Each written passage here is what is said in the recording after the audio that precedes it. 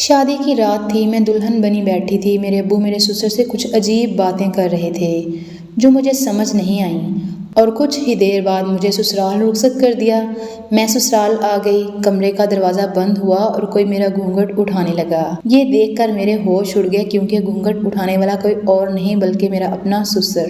میرا نام روبینہ ہے اور میں 24 سال کی عام شکل و صورت کی لڑکی ہوں۔ میرے ماں باپ میری شادی کے حوالے سے پریشان رہتے ہیں، کیونکہ مجھ سے چھوٹی بہن کی شادی ہو گئی ہے، مگر میں ابھی تک اپنے ماں باپ کی دہلیز پر بیٹھی ہوں، صرف اسی وجہ سے کہ میں عام شکل و صورت کی لڑکی ہوں۔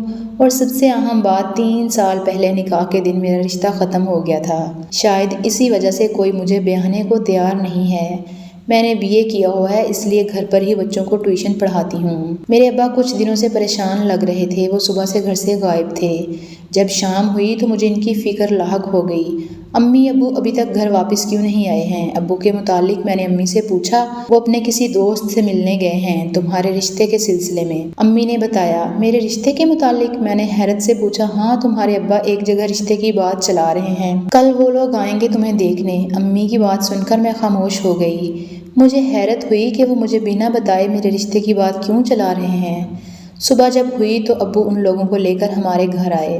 لڑکا اپنے باپ اور بہن کے ساتھ آیا تھا۔ لڑکا دیکھنے میں کچھ خاص نہیں تھا، اسے مسترد کرنے کی حیثیت نہیں تھی میری ہونے والی نند اتنے اچھے اخلاق کی تھی، پہلی ہی ملاقات میں ہمارے درمیان دوستی ہو گئی۔ وہ لڑکا خاموش بیٹھا ہے، امی یا ابو اس سے کوئی بات کرتے تو وہ جواب دے دیتا، ورنہ خاموش رہتا۔ ابو اور میرے ہونے والے سسر یہ رشتہ پہلے ہی پکا کر چکے تھے۔ شادی کی تاریخ پکی کر کے جب وہ لوگ گھر واپس چلے گئے، میں اکیلے میں بیٹھ کر اپنے ہونے والے شوہر کے بارے میں سوچنے لگی۔ اس نے ایک بار بھی میری طرف نظر اٹھا کر نہیں دیکھا تھا۔ اگلے دن میں گھر پر اکیلی تھی جب میرے سسر ہمارے گھر آئے اور مجھ سے شادی کے کپڑوں کا سائز پوچھنے لگے۔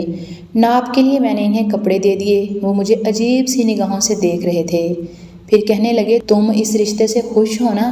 دیکھنا اس گھر میں تم راج کرو گی، جو مانگو گی وہ ملے گا تمہیں۔ جی میں خوش ہوں اس رشتے سے، میں نے نظریں جھکا کر کہا۔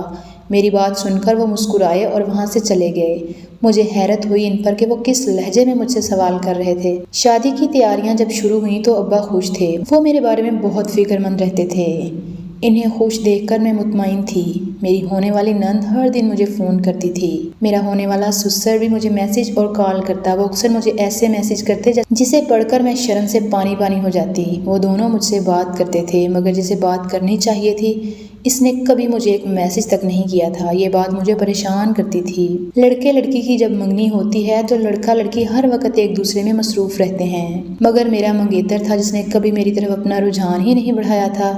میرے پاس اس کا نمبر تھا، میں نے اپنی نند سے لیا تھا۔ میں نے خود ہی اسے کال کی۔ پہلے اس نے میری کال پک نہیں کی تھی، مگر کچھ دیر بعد جب اس نے میری کال پک کی تو بے ربط انداز میں بات کرنے لگا۔ اس کا انداز گفتگو مجھے اچھا نہیں لگا تھا اور میں نے کال بند کر دی۔ رات کے 12 بجے اس کے واٹس ایپ پر میسج آئے۔ وہ مجھ سے پوچھنے لگا کہ آپ کے بدن کی رنگت بھی آپ کے چہرے کی طرح براؤن ہے۔ اس کے سوال کا مطلب میں سمجھ گئی تھی۔ میری آنکھوں سے آنسو بہنے لگے۔ مجھے سمجھ نہیں آ رہا تھا میں اسے کیا جواب دوں۔ اسے شاید میری کالی رنگت پسند نہیں تھی۔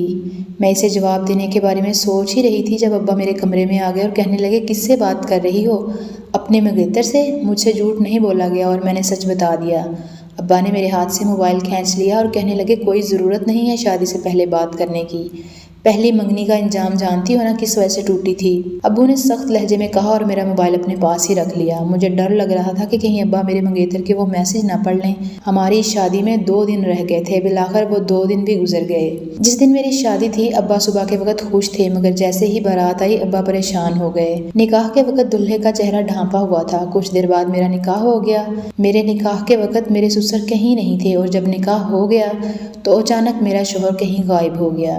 سب لوگ دلہے کے بارے میں پوچھنے لگے کہ وہ کہاں ہے۔ اچانک میرے سسر وہاں آئے اور کہنے لگے، لڑکا گھر واپس گیا ہے، وہاں کچھ مسئلہ ہو گیا ہے، اس لیے بارات ہم خود ہی لے کر جائیں گے۔ میرے سسر نے کہا۔ انہوں نے سفید کلر کی شیروانی پہن رکھی تھی۔ مجھے حیرت ہوئی کہ انہوں نے دلہے کی شیروانی کیوں پہن رکھی ہے۔ رخصتی میں بھی وقت تھا۔ میرے ابا اور میرے سسر سامنے کھڑے ہو کر کچھ بات کر رہے تھے۔ میرے ابا انہیں کچھ سمجھا رہے تھے۔ میرے سسر بار بار میری جانب دیکھنے لگے۔ ان کے دیکھنے کا انداز مجھے بالکل اچھا نہیں لگ رہا تھا۔ میری نند میرے پاس ہی بیٹھی تھی، وہ کچھ پریشان لگ رہی تھی اور بار بار کسی کا نمبر غصے سے ڈائل کرنے لگی۔ مجھے یہ سب عجیب معلوم ہو رہا تھا۔ کچھ دیر بعد میری نند میرے پاس سے اٹھ کر کہیں چلی گئی۔ مجھے اپنی امی بھی کہیں دکھائی نہیں دے رہی تھیں۔ میری رخصتی کے وقت میری امی میرے پاس آئیں اور کہنے لگیں اپنے ماں باپ کو معاف کر دینا، تجھے تیری قسمت کا لکھا ہی ملنا تھا، ہمارے یا تمہارے چاہنے سے کچھ بدل نہیں سکتا۔ امی کی یہ بات سن کر میں پریشان ہو گئی۔ بیٹی کی رخصتی کے وقت مائیں انہیں دعائیں دیتی ہیں، مگر میری امی مجھے کچھ اور ہی کہہ رہی تھیں۔ رخصتی کے وقت ابا مجھے مل نہیں رہے تھے۔ میں اپنے باپ سے ملے بنا ہی رخصت ہو کر اپنے سسرال چلی آئی۔ جب میں سسرال پہنچی تو تب بھی میرا شوہر کہیں دکھائی نہیں دے رہا تھا۔ میں نے اپنی نند سے اپنے شوہر کے متعلق پوچھا کہ وہ کہاں ہے۔ میرے سوال پر اس کے ماتھے پر ناگوار بل آ گئے۔ وہ ہمارے سامنے کھڑے میرے سسر جی کو غصے سے دیکھنے لگی اور میرا ہاتھ تھام کر مجھے میرے کمرے میں چھوڑ آئی اور بولی کچھ دیر بعد تمہارا شوہر تمہارے کمرے میں تمہارے پاس آ جائے گا۔ اتنا کہہ کر وہ وہاں سے چلی گئی اور میں اپنے شوہر کا انتظار کرنے لگی۔ اپنے شوہر کے ساتھ خوشگوار زندگی بسر کرنا میرا خواب تھا۔ جب کمرے کا دروازہ کھلا تو میرے دل کی دھڑکن تیز ہو گئی۔ میں نے شرم سے گردن جھکا لی۔ جب کچھ دیر بعد میرے شوہر نے میرا گھونگھٹ اٹھایا، اپنے شوہر کی جگہ اپنے سسر کو دیکھ کر میرے ہوش اڑ گئے۔ سسر جی آپ یہاں کیا کر رہے ہیں؟ میں نے گھبرا کر پوچھا تو وہ کہنے لگے میں تمہارا سسر نہیں بلکہ تمہارا شوہر ہوں۔ نکاح کے وقت میرا گھٹیا بیٹا کسی دوسری کے ساتھ بھاگ گیا تھا۔ یہ بات میں نے جب تمہارے ابو کو بتائی تو وہ مجھ سے اصرار کرنے لگے کہ میں تم سے شادی کر کے ان کی اور تمہاری عزت بچا لوں۔ اگر دوسری بار بھی تمہارا نکاح شادی کے دن ٹوٹ جاتا تو تم ساری زندگی بدنامی کا داغ اپنے دامن پر لگا کر ماں باپ کے گھر بیٹھی رہتی۔ ان کی بات سن کر میں پھوٹ پھوٹ کر رو پڑی۔ عزت بچانے کے لیے ہمیشہ عورت کو ہی کیوں قربان کیا جاتا ہے؟